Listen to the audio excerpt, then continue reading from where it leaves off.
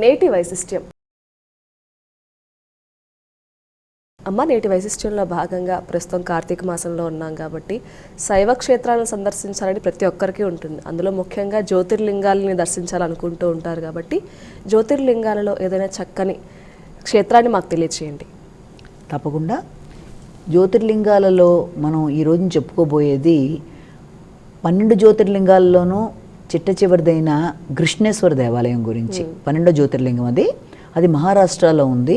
ఈ కృష్ణేశ్వర దేవాలయం వెనకాల దీనికి సంబంధించిన కథలు పురాణపరంగా 2-3 రకాలుగా చెప్తారు. కృష్ణేశ్వర అనే దేవాలయానికి సంబంధించి ఆ పరిసర ప్రాంతాల్లో ఇది ఔరంగాబాద్కి దగ్గరగా ఉంది.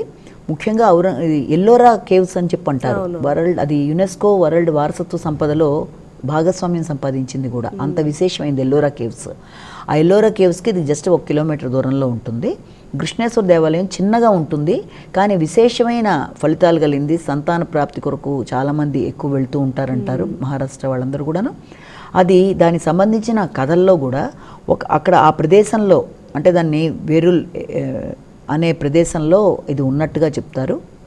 దాని యొక్క ఏళ్ళు అనే మహారాజు ఆ ప్రదేశాన్ని పరిపాలిస్తున్నప్పుడు ఆయన అక్కడికి వెళ్ళినప్పుడు, వేటకి వెళ్ళినప్పుడు ఆ ప్రదేశంలో ఉండే జంతువులతో పాటుగా అక్కడ ఉండే మహామునుల యొక్క వాళ్ళు చేసుకుంటున్న పూజల సమయంలో వాళ్ళ ఆశ్రమంలో ఉండే జంతువులను కూడా వేటాడడానికి ఈయన చేసిన ప్రయత్నం వల్ల వాళ్ళందరూ కూడా కోపం వచ్చి ఆయన శాపం పెట్టడం, అన్ని రకాలుగా నీకు పురుగులు చేయాలన్నట్టుగా వాళ్ళు శాపం పెడితే ఆయన చాలా బాధపడి తర్వాత మొత్తానికి దాన్ని అధిగమించడానికి ఆయన రకరకాల ప్రయత్నాలు చేయడం, అనుకోకుండా ఒకసారి ఒక ఆవుడిప్పలో వాటర్ తాగడం వల్ల ఆయనకి శరీరం మామూలైపోవడం, ఇదేంటి ఇంత చక్కగా అయిపోయింది ఇక్కడ అని చెప్పి ఆయన విశేషంగా పూజలు జపాలు చేయడం వల్ల, ఆ రకంగా చేయడం వల్ల బ్రహ్మదేవుడు ప్రత్యక్షమే అక్కడ బ్రహ్మ సరోవర్లాగా ఒకటి ఏర్పరచడం, అదే దేవాలయంగా ఉందన్నట్టుగా కొందరు చెప్తారు ఆ ప్రదేశం గురించి. మరికొన్ని పురాణాల కథనం ప్రకారం ఏం చెప్తారంటే, ఆ ప్రదేశంలో ఒక అక్క చెల్లెళ్ళు, ఒక వ్యక్తి, ఒక బ్రాహ్మణ వ్యక్తికి ఒక భార్యతో కలిసి సుదేహుడు అనే వ్యక్తి నివసిస్తున్నప్పుడు వాళ్ళకి సంతానం లేకపోవడం వల్ల వాళ్ళు ఎన్నో రకాలుగా బాధలు పడుతుంటే, ఆ సమయంలో అతని భార్య తన చెల్లెల్ని కూడా వివాహం చేసుకోమని అతనికి చెప్పడం వల్ల అతనికి ఇష్టం లేకపోయినా మొత్తానికి ఆమెను వివాహం చేసుకోవడం, మొత్తానికి వాళ్ళకు ఒక సంతానం జన్మించడం. ఆ అమ్మాయి అంటే కృష్ణి ఆ అమ్మాయి పేరు, ఆ రెండో భార్య పేరు. కానీ మొదటి భార్యకి కొంత జలశీల అనిపించి మొత్తానికి ఆ పిల్లవాడిని ఆమె ఇది చేసేసేయడం వల్ల చాలా బాధపడుతుంది అనమాట ఆ యొక్క కృష్ణి. బాధపడి అమ్మాయి అయినా భగవంతుడి నిర్ణయం ఇంతే అనుకుంటుంది తప్ప ఎవరిని ఏమనదు.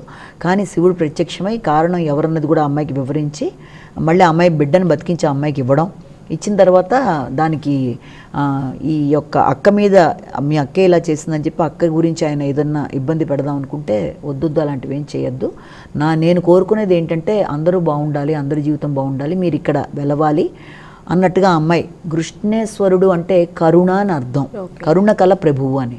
కాబట్టి ఆయన్ని కోరుకోవడం వల్ల కృష్ణి అమ్మాయి పేరు. ఆ అమ్మాయి పేరు మీద కృష్ణేశ్వర దేవాలయం అనేది కృష్ణేశ్వరుడుగా ఆయన అక్కడ వెలిశాడని జ్యోతిర్లింగం అని ఒకటంటారు. ఇంకో విధానంలో ఏంటంటే, ఇంకొక పురాణ గాథలో పార్వతీదేవి శివుడితో కలిసి ఏకాంతంగా ఆ సమయంలో ఆ ప్రదేశంలో ఉన్నప్పుడు ఆ వనంలో ఆవిడికి దాహం వేసినప్పుడు శివుడు ఏం చేస్తాడంటే భోగావతి నదికి అక్కడ నీళ్ళని సృష్టించటం వల్ల అక్కడ అమ్మవారు ఆయనతో కలిసి ఉండి ఒక శివలింగాన్ని, అంటే అది ఈ యొక్క కుంకుమ తర్వాత కేసరితో కలిపి ఒక శివలింగాన్ని ఆవిడ తయారు చేసి దాంట్లో ఒక ప్రాణశక్తిలాగా పెట్టడం వల్ల ఒక లింగంగా ఏర్పరిచి దానికి ఆవిడ చేత పూజలు అందుకుంది, అదే ఏర్పడింది అక్కడ అన్నట్టుగా రకరకాల స్థల ప్రదేశాల ప్రకారం చెప్తూ ఉంటారు. అంటే ఆ ప్రదేశం. కానీ ఆ దేవాలయం 12 ఎప్పుడైనా సరే జ్యోతిర్లింగాల గురించి చెప్పేవాళ్ళు ఏం చెప్తారంటే 12 జ్యోతిర్లింగాలు మొత్తం కంప్లీట్ చేసినప్పుడు మంచిగా వ్యక్తికి మోక్షం అనేది ఏర్పడుతుందని. ఇది 12వ దేవాలయం. ఇది కూడా చేసినప్పుడు మాత్రమే 12 కంప్లీట్ చేసినట్టు అవుతుంది. ఇది చాలా విశేషమైన దేవాలయం. ఈ దేవాలయం లోపల కూడా మనం చూసినట్లయితే అది చిన్నగా ఉన్నప్పటికీ కూడా దాంట్లో మనకి విష్ణుమూర్తి యొక్క దశావతారాల భంగిమలు లాంటివి, తర్వాత ఎదురుగుండా నంది చక్కగా, తర్వాత 24 స్తంభాలు, వాటి మీద దేవాలయం యొక్క ఇది ఎరుపు రంగు ఇటుకలతో చాలా చక్కగా దాన్ని స్ట్రాంగ్గా కట్టడం అనేది, అక్కడ ఈ యొక్క అమ్మవారు పూజ చేసిన తర్వాత ఈ మందిరం ఏర్పడడానికి ముందు అక్కడ ఒక సరోవరంలాగా ఉండడం అనేది, దాన్ని బ్రహ్మ సరోవర్లాగా కొందరంటారు. ఇలా ఇంత ప్రాముఖ్యత కలిగిన ఇది 1 కిలోమీటర్ దూరంలోనే ఎల్లోరా కేవ్స్ దగ్గర ఉంటుంది. ఈ ఎల్లోరా కేవ్స్ అనేవి కూడా చాలా విశేషమైనవి. అక్కడ దాదాపుగా మనం కానీ ఈ దేవాలయంలో విశేషత ఏం చెప్తారంటే, అక్కడ దేవుణ్ణి సందర్శించే వాళ్ళు కూడా మగవాళ్ళందరూ కూడా పైన షర్ట్ లేకుండా ఓన్లీ వెళ్ళాలి. అంటే దేవాలయంలోకి వెళ్ళడానికి వాళ్ళకి రూల్స్ అండ్ రెగ్యులేషన్స్.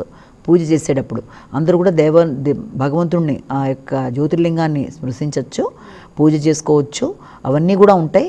కానీ మగవారు లోపలికి వెళ్ళేటప్పుడు ఇవి తీసి వెళ్ళాలి అన్నది ఇది అక్కడ చెప్తారు. అలాగే ఇదే దేవాలయానికి జస్ట్ 1 కిలోమీటర్ దూరంలో మనకి ఎల్లోరా కేవ్స్, అది యునెస్కో వారసత్వ సంపదలో భాగంగా 1983లోనే చెప్పారు అంటారు. అంత విశేషమైన దాంట్లో కూడా దాదాపు 100 గుహల్లో బౌద్ధం, జైనం, హిందూ అన్ని రకాలవి ఉన్నా ప్రస్తుతం 24 మాత్రమే ఉపయోగపడుతున్నాయి. ఆ 24లో కూడా 16వ గుహ కైలాస గుహ అంటారు.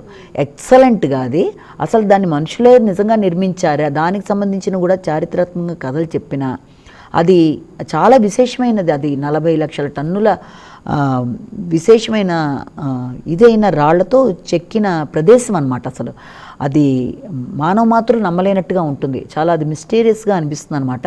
ఆ 16వ కైలాసాన్ని పోలినట్టుగా అక్కడ శివుడు, నంది, తర్వాత అక్కడంతా కూడా అమ్మవారు బొమ్మలు, వాళ్ళ యొక్క శివలింగాన్ని చెక్కినట్టుగా అది కూడా చాలా విశేషమైన ప్రదేశం. అది కూడా ఈ ప్రదేశం దాకా వెళ్ళిన వాళ్ళు దాన్ని ఖచ్చితంగా చూస్తారు. అంటే ఎల్లోరా కేవ్స్, అజంతా కేవ్స్ ఇవన్నీ కూడా వారసత్వ సంపదలో భాగంగా చెప్పారు కాబట్టి ఎల్లోరా కేవ్స్లో 16వ గుహ అంటారు దీన్ని. దీంట్లో కైలాస గుహ అని పేరు పెడతారు. దానికి సంబంధించి ఒకానొక రాజు ఇబ్బందుల్లో ఉన్నప్పుడు ఆయనకు ఆరోగ్యం బాగుండకపోతే ఆయన భార్య మొక్కుకొని నేను ఖచ్చితంగా ఈ యొక్క ఇది చూస్తాను అని చెప్పినప్పుడు అది చాలా పెద్ద విశేషమైన కథ. తర్వాత ఎప్పుడన్నా చెప్తాను. ముందు మాత్రం ఇది కృష్ణేశ్వర దేవాలయం అంటే మాత్రం చాలా విశేషమైంది, జ్యోతిర్లింగంలో ముఖ్యమైనది, కార్తీక మాసంలో తలుచుకోవాల్సింది. అవకాశం ఉంటే దాని గురించి చూడడం బాగుంటుంది. అమ్మ, నేటి శుభదినం కార్యక్రమంలో భాగంగా రాశి ఫలితాలు, పంచాంగమే కాకుండా చక్కగా నేటి వైశిష్ట్యంలో భాగంగా ఎన్నో చక్కని విషయాలు తెలియజేశారు. ధన్యవాదాలు.